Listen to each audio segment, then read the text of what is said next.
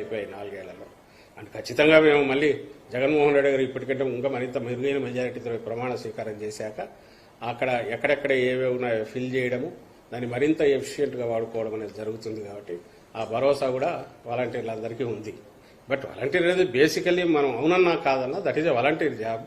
అది అందులోనే ఆ నిర్వచనంలోనే ఉంది, దాని ఆ పేరులోనే ఉంది, దాని డెఫినేషన్లోనే వాలంటీరింగ్.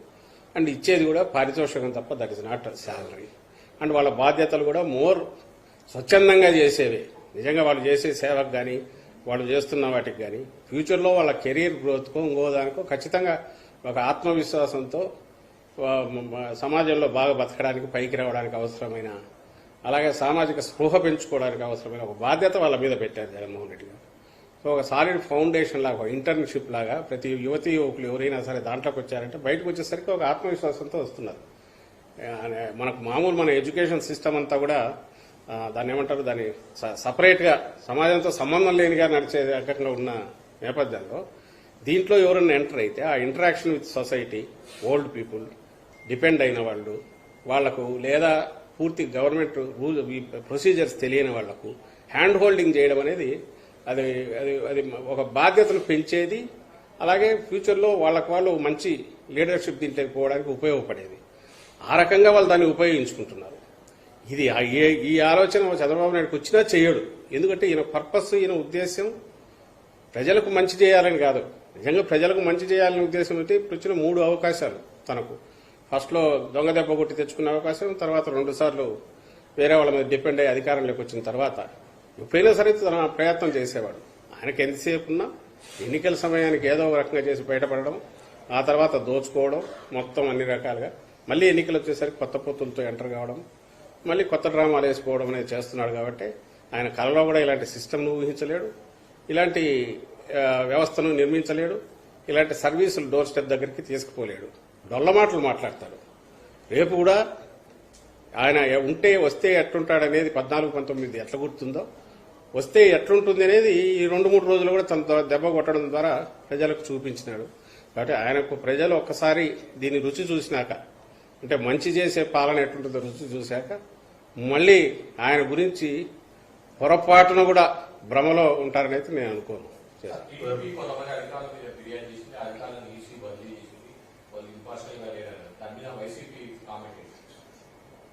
2 రకాలుగా దీన్ని చూస్తున్నాం. ఒకటి, టీడీపీ ఎందుకు పురంధేశ్వరి వాళ్ళ ముందు నుంచి ఈయన వదిన గారు ఆమె రాస్తూనే ఉన్నారు. వీళ్ళంతా ఒక దీనిలాగా ఫామ్ అయిపోయి ఏమంటారు, కూటమి ఎన్డీఏ అనేది ఆ సెటప్ అది వేరుగా ఉన్నది. దానికి ముందు నుంచి లోపాయికారిగా ఉండేది, ఫుల్ ఫ్లెడ్జ్గా కలిసి చేస్తున్నారు. టీడీపీ బీజేపీలో ఉన్న టీడీపీ నాయకులు ఎవరైతే ఉన్నారో వాళ్ళ ద్వారా చంద్రబాబు చేయిస్తున్నాడు. ఆమె పెడుతున్నారు పిటిషన్లు, ఈసీ కంప్లైంట్లు. కానీ అక్కడ నిజంగా వాళ్ళు చెప్పిన ఈ రోజు నేను ఏదో చూశాను, పెద్ద బ్యానర్ 20 మంది ఎస్పీల మీద రాసేసింది ఆమె.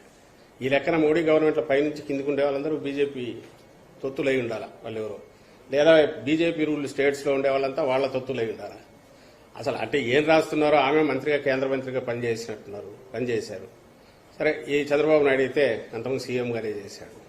ఖచ్చితంగా ఎక్కడన్నా ఉంటే ప్రతిపక్షాలకు దానికి సంబంధించిన కంప్లైంట్ ఇవ్వడము దాంట్లో తప్పులేదు. అలాగే ఒకసారి ఎన్నికల కమిషన్ పరిధిలోకి వ్యవస్థలు వెళ్లిన తర్వాత అధికార పక్షమైన ప్రతిపక్షమైన ఈవెన్ ప్లే గ్రౌండ్ ఇది ఉండాలి. కాబట్టి ఖచ్చితంగా బాధలు ఏమన్నట్టు చెప్పుకోవడం తప్పులేదు. అయితే నాకు అర్థం కాని విషయం ఏంటంటే 100కు 100%, 90% ఎక్కడ ఎవరికైనా దీనిలాగా పనిచేసే వాళ్ళ మాట విని చేసే వాళ్ళు ఎందుకుంటారు, ఎక్కడ ఉంటారు? అట్లా ఉంటే ఏ వ్యవస్థ అయినా బతుకుతుందా, ఇంతకాలం ఉంటుందా? కాళ్ళు కక్ష కట్టి డిమారలైజ్ చేయడానికి, బ్యూరోక్రసీని కానీ అధికార యంత్రాంగాన్ని, ఉద్యోగుల మానసిక స్థైర్యం దెబ్బతీయడానికి, తద్వారా కన్ఫ్యూజన్ క్రియేట్ చేయడానికి, అంటే చెప్పడానికి వీళ్ళకేం లేదు, పాజిటివ్ అజెండా లేదు, లేదా హోప్ క్రియేట్ చేసే అజెండా లేదు. అందుకని ఇలాంటివి తప్పుడు ఎత్తులేసి రాస్తున్నారు. ఈసీ మీద కూడా ప్రెజర్ చేస్తున్నారు, వాళ్ళు లొంగిపోతున్నారు. ఇప్పుడు నిన్న ఆఫీసర్లు ట్రాన్స్ఫర్ చేశారు. ఏ రీజన్ కింద చెప్పిండాల్సింది. ఒక్కటి వాళ్ళు చెప్పగలేదు. చిలకలూరుపేట పీఎం సభ నాకు తెలియక అడుగుతాను, వాళ్ళది ఎస్పీజీ ఇదేదో ఉంటుంది వాళ్ళది సంబంధించినంత పిఎం సెక్యూరిటీ గ్రూప్ వాళ్ళు వచ్చిన తర్వాత వాళ్ళ హ్యాండ్ ఓవర్లో ఉంటుందా, వాళ్ళ మైక్ సిస్టమ్ ఫెయిల్ అయింది అని ఇంకోటి అంటే స్టేట్ పోలీస్ని అలౌ చేస్తారా? మీకు రిపోర్టర్లకు, మీడియాకు తెలుసు, ప్రజలకు తెలుసు. ఒక్కసారి prime minister net, safety net అనేది సెక్యూరిటీ నెట్, దాంట్లో స్టేట్ పోలీసుకు రోల్ తక్కువ ఉంటుంది, వీళ్ళదే మొత్తం డామినేట్ చేస్తారు, వాళ్ళే డిసైడ్ చేస్తారు. అలాంటి చోట జరిగిన పొరపాట్లు ఏదన్నా ఉంటే స్టేట్ పోలీసును how can they blame? Chandrababu Naidu ఫెయిల్యూర్ను, పురంధేశ్వరి ఫెయిల్యూర్ను వాళ్ళ పార్టీ మీటింగ్ కూడా జరుపుకోలేక, ప్రధానమంత్రి వస్తే జరుపుకునే ఇది లేక దాన్ని తెచ్చి మా మీద పడేసి పల్లె 2 birds అట్టే షాట్ అన్నట్టు వాళ్ళ దగ్గర మోహన్ చల్లదా పైకి వెళ్ళి చెప్పుకోవడానికి, ఇంకో పక్క ఇటు దెబ్బ తీయచ్చు అని చెప్పి ఎస్పీల మీద పెట్టేట్టున్నారు. మిగిలిన వాళ్ళ మీద ఏం కంప్లైంట్లు ఉన్నాయో తెలియదు.